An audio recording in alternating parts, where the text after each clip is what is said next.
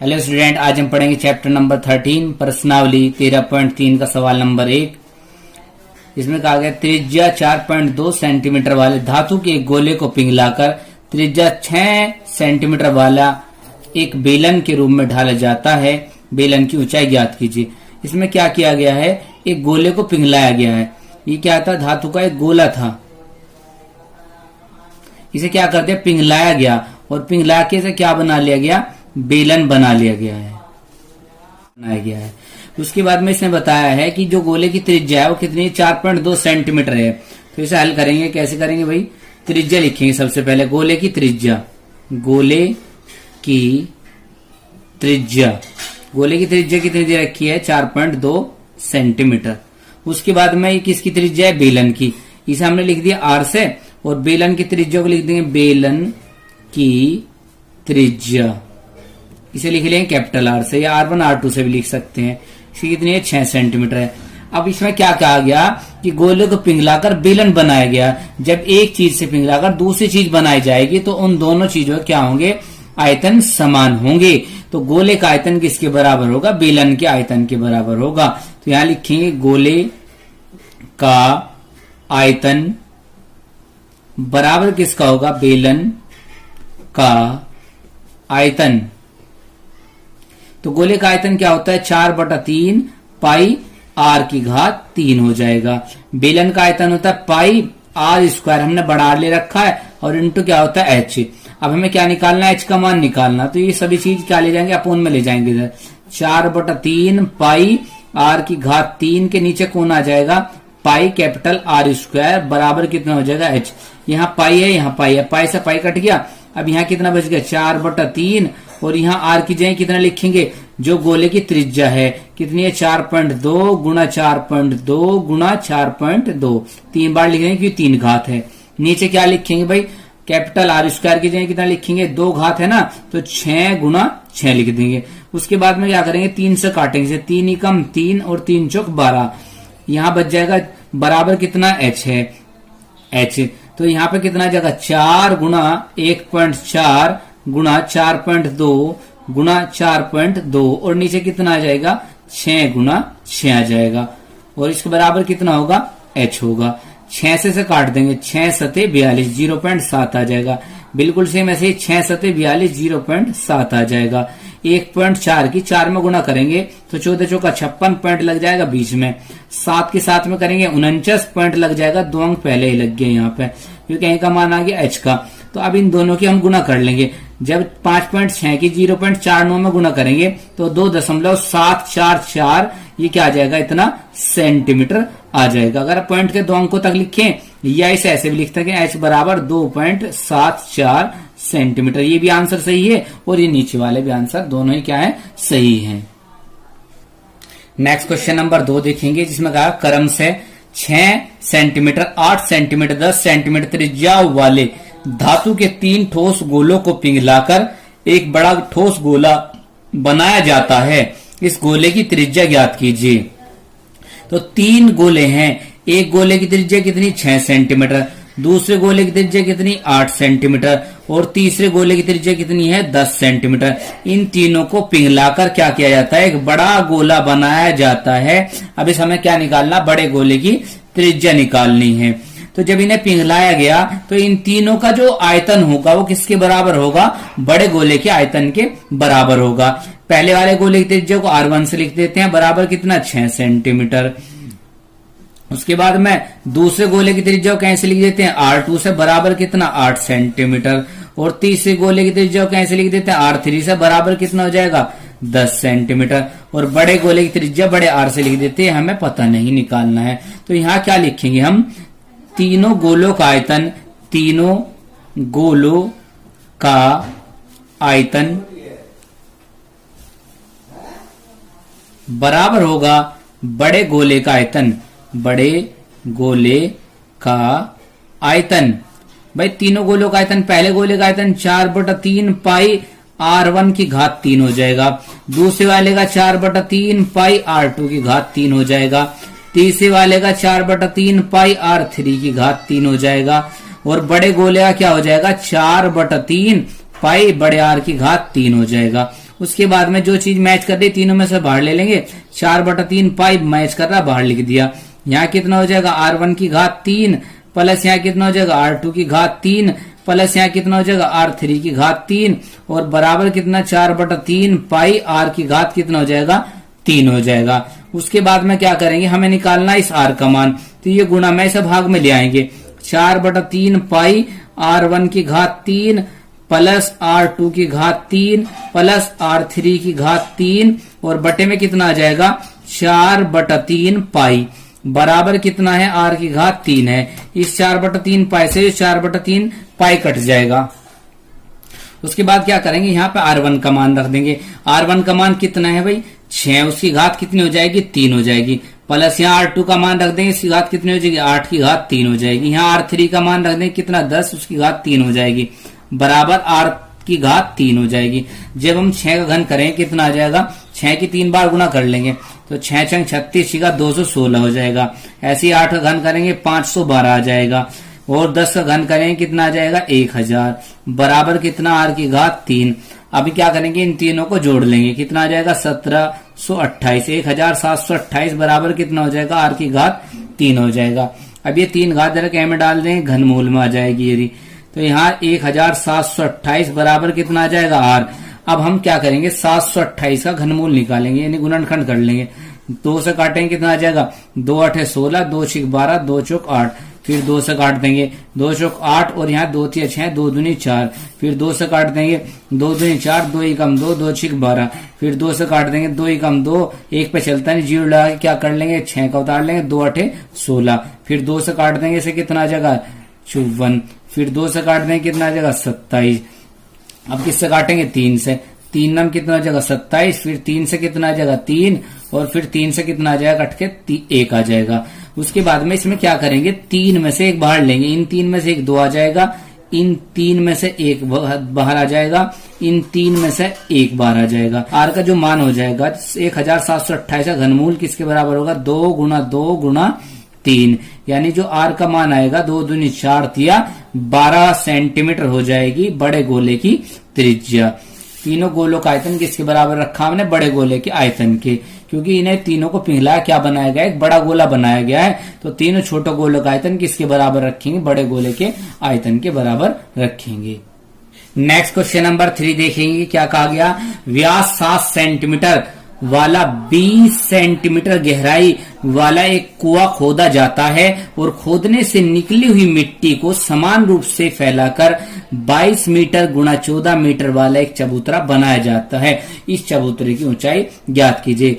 सबसे पहले क्या करा गया, एक कुआं खोद लिया गया। इस कुएं का जो व्यास है, जो कुएं का व्यास यहां लिख लेते हैं, कुएं का व्यास कितना दिया है 7 मीटर दिया है, तो इससे क्या निकाल लेंगे त्रिज्या। त्रिज्या कैसे लिखते हैं R से, R बराबर कितनी हो जाएगी 7/2 मीटर हो जाएगी। गहराई कह दो या ऊंचाई कह दो एक ही बात है, गहराई को ऐसे लिख देंगे H से लिख देंगे, तो H बराबर कितनी हो जाएगी, इस कुएं की गहराई कितनी होगी, ये 20 मीटर होगी कुएं की गहराई। गहराई तो कितनी होगी 20 मीटर और जो व्यास था वो 7 मीटर था। इससे हमने क्या निकाल लिया, त्रिज्या कितनी आ गई 7/2। अब क्या किया गया, इस कुएं से जितनी मिट्टी निकली वो सारी क्या कर दी, एक चबूतरे पर फैला दी। अब चबूतरे की उन्होंने दे रखी लंबाई और चौड़ाई, यानी वीमाई दे रखी, क्या दे रखी, लंबाई और चौड़ाई दे रखी है चबूतरे की। ये प्लॉट था खाली, ये समझो, और इसमें क्या करी मिट्टी फैला दी, तो ये क्या होगा कुछ ऊंचाई तक हमारा उठ जाएगा ये। तो अब इसकी जो है ये बताने कितनी ऊंचाई उठी, इसकी लंबाई कितनी है 22 मीटर की और चौड़ाई कितनी है 14 मीटर। चबूतरे की लंबाई कितनी दी हुई है, लंबाई को एल से लिखें, कितनी दी हुई है 22 मीटर दी हुई है। चौड़ाई कैसे लिख देंगे, 20 है चौड़ाई, बी बराबर कितना 14 मीटर दी हुई है।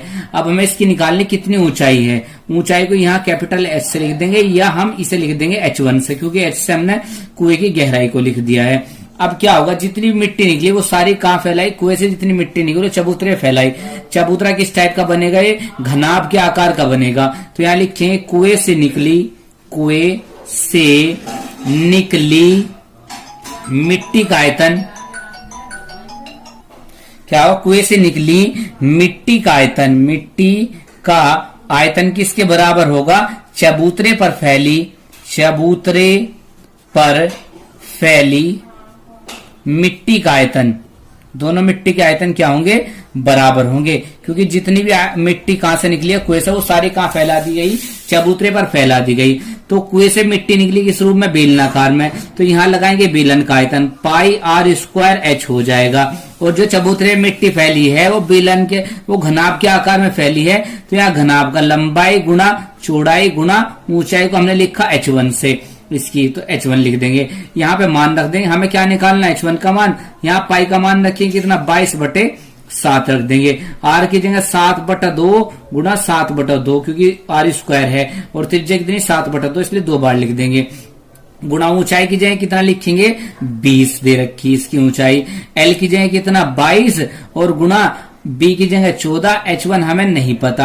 अब इसमें क्या करेंगे, दोनों गुणा में इसे क्या में ले आएंगे, भाग में, पहले काट लेते हैं। 2 से कितना आ जाएगा 10, 2 से कितना आ जाएगा 5, अभी 7 से 7 कट गया, ऊपर बच गया 22 गुणा 7 और गुणा 5, नीचे ले आएंगे किसे, 22 गुणा 14 बराबर कितना हो जाएगा, h1। उसके बाद में क्या करेंगे, 22 से 22 कट जाएगा और 7 से भाग देंगे, कितना आ जाएगा, 7 दूनी 14, तो h1 बराबर कितना आ जाएगा, 5/2, और जब 5 को 2 से भाग करें कितना आ जाएगा, 2.5 क्या आ जाएगा, मीटर। ये क्या आ जाएगा, चबूतरे की ऊंचाई हो जाएगी। नेक्स्ट देखिए क्वेश्चन नंबर 4, व्यास 3 मीटर का एक कुआं 14 मीटर की गहराई तक खोदा जाता है। इसे हल करेंगे, कैसे करेंगे भाई, एक कुआं बताया, पिछले क्वेश्चन में भी क्या बताया था, एक कुआं बताया था। इस कुएं की जो कह रहा है, जो व्यास है, कुएं का व्यास व्यास कितना है, 3 मीटर दे रखा, तो इससे त्रिज्या निकाल लेंगे। त्रिज्या को ऐसे लिखते हैं r से, तो r बराबर कितनी हो जाएगी, 3/2 मीटर हो जाएगी।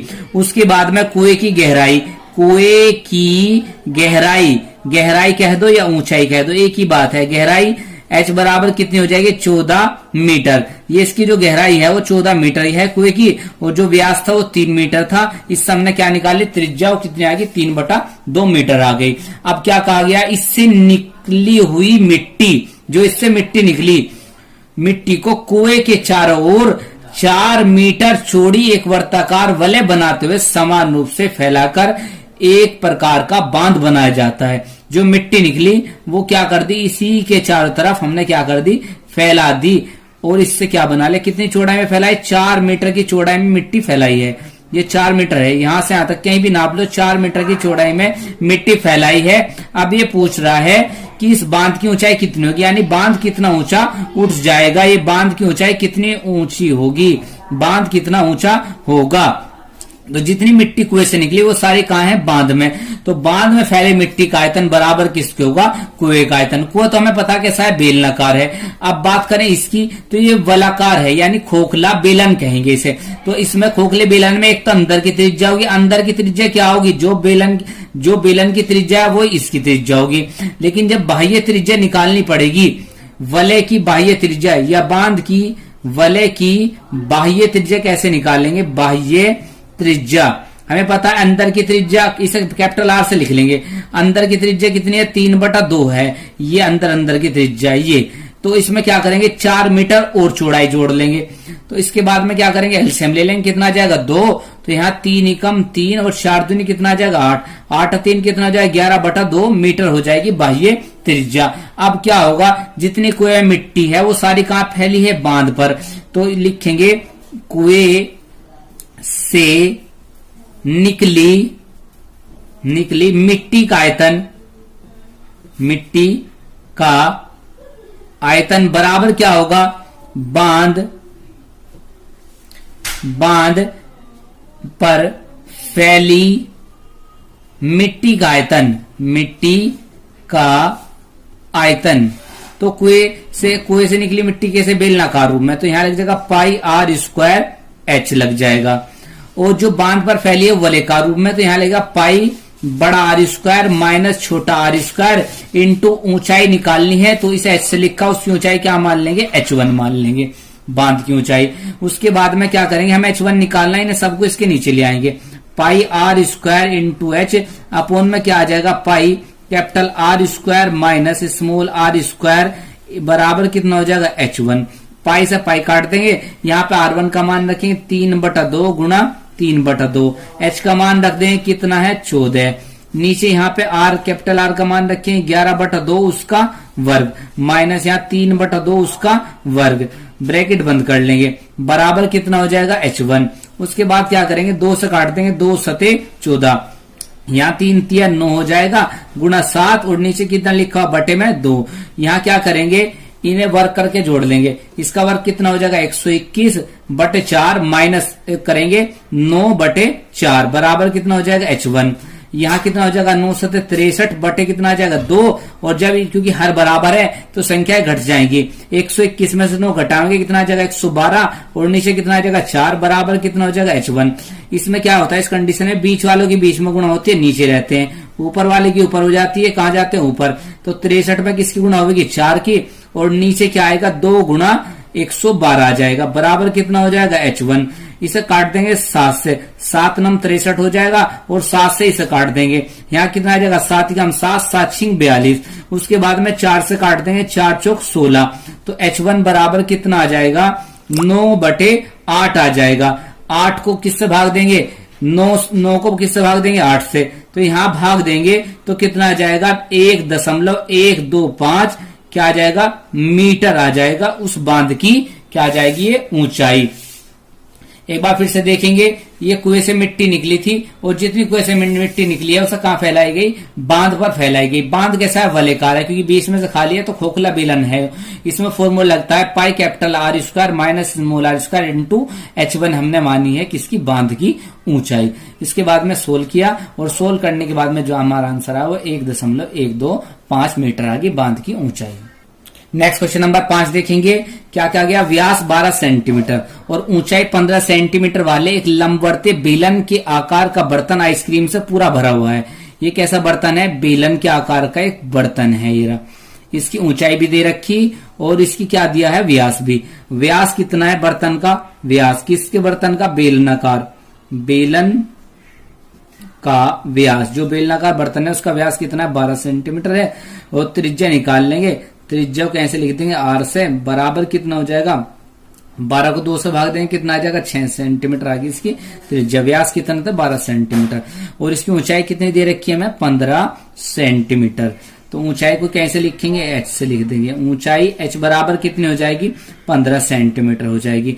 ये कह रहा है बर्तन आइसक्रीम से पूरा भर रहा है, इस आइसक्रीम को 12 सेंटीमीटर ऊंचाई और 6 सेंटीमीटर व्यास वाले शंकु में भरा जाना है। जो इसकी आइसक्रीम है वो किसमें भरी जानी है, शंकु में।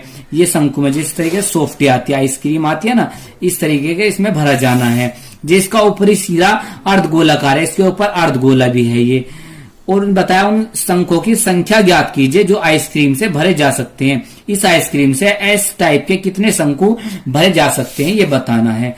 तो लिखेंगे यहाँ शंकु की ऊंचाई, शंकु की ऊंचाई, ऊंचाई कैसे लिखेंगे इसकी, इसे h से लिख दिया तो इसे कैसे लिख देंगे h1 से, कितनी है 12 सेंटीमीटर है इसकी ऊंचाई। और त्रिज्या इसकी दी हुई है, त्रिज्या इसकी बेलन की r से लिखी तो इस शंकु की कैसे लिख देंगे r1 से, वो कितनी हो जाएगी 6 व्यास है तो त्रिज्या 6/2 यानी कितनी हो जाएगी 3 सेंटीमीटर हो जाएगी। अब इसमें क्या है अर्धगोला भी जुड़ा हुआ है, तो हमें निकालना है कितने हम शंकु भर सकते हैं इस आइसक्रीम से। मान लेते हैं भरे गए शंकु की संख्या कितनी है n है। तो क्या होगा इन n आइसक्रीम का जो आयतन होगा वो किसके बराबर होगा, बेलन के आयतन के बराबर होगा। क्या लिखेंगे n गुणा इन n शंकों का जो आयतन होगा जिसमें अर्धगोला भी जुड़ा हुआ है किसके बराबर होगा, इस बेलन के आयतन के बराबर होगा। तो इसमें क्या है अर्धगोला भी है और बेलन शंकु भी है। तो क्या करेंगे शंकु का आयतन प्लस अर्धगोले का आयतन, इससे मिला के क्या बनेगा एक पूरा आइसक्रीम का कोन बनेगा। गोले का आयतन कितने भरे जा रहे हैं, मान लिया n भरे जा सकते हैं, वो किसके बराबर होंगे बेलन के आयतन के, बेलन का आयतन के बराबर होंगे। तो यहां में n निकालने का फॉर्मूला लिखेंगे। शंकु का आयतन कितना होता है 1/3 पाई r1 स्क्वायर h1 प्लस अर्धगोले का 2/3 पाई r1 की पावर 3 बराबर बेलन का आयतन कितना होता है पाई आर स्क्वायर एच होता है। अब यहाँ एन यही रखेंगे, इन्हें इसके नीचे ले आएंगे तो पाई आर स्क्वायर एच बराबर बटे में कितना आ जाएगा 1/3 पाई R1 स्क्वायर H1 प्लस 2/3 पाई R1 की घात कितना हो जाएगा 3 हो जाएगा। तो n बराबर यहाँ पे पाई R स्क्वायर एच ही रखेंगे। अभी नीचे से क्या कॉमन आ रहा है 1/3 इसमें भी 1/3 इसमें भी, पाई इसमें भी है पाई इसमें भी है, R की स्क्वायर इसमें भी R स्क्वायर 1/3 पाई R1 का स्क्वायर कॉमन ले लेंगे। यहाँ कितना बच जाएगा H1 प्लस यहाँ कितना बच जाएगा 2R1। अब क्या करेंगे पाई से पाई काट देंगे। अब क्या करेंगे इनका मान रख देंगे। n बराबर R का मान कितना है 6 गुणा 6, H का मान कितना है 15, नीचे 1/3 R1 का मान कितना है 3 गुणा 3 और यहाँ H1 का मान कितना है, H1 का जो शंकु की ऊंचाई है वो कितनी है 12 प्लस 2 गुणा R1 की जगह क्या लिखेंगे 3, इस 3 से 3 कट जाएगा तो n बराबर 6 छंग 36 गुणा 15, नीचे कितना आ जाएगा 3 गुणा यहाँ 12 और प्लस 2 होती है 6, इस 3 से काटेंगे 12 आ जाएगा तो n बराबर 12 गुणा 15 और नीचे कितना आ जाएगा 18, 18 काटेंगे 6 थी 18 और 6 दूनी 12, 3 से काटेंगे 5 बराबर कितना आ जाएगा 2 गुणा 5, 2 की 5 में करेंगे कितना आ जाएगा 10। इस तरीके जो शंकु भर जा सकते हैं वो कितने भर जा सकते हैं 10। तो स्टूडेंट वीडियो अच्छी लगे तो लाइक करें और चैनल को सब्सक्राइब करें।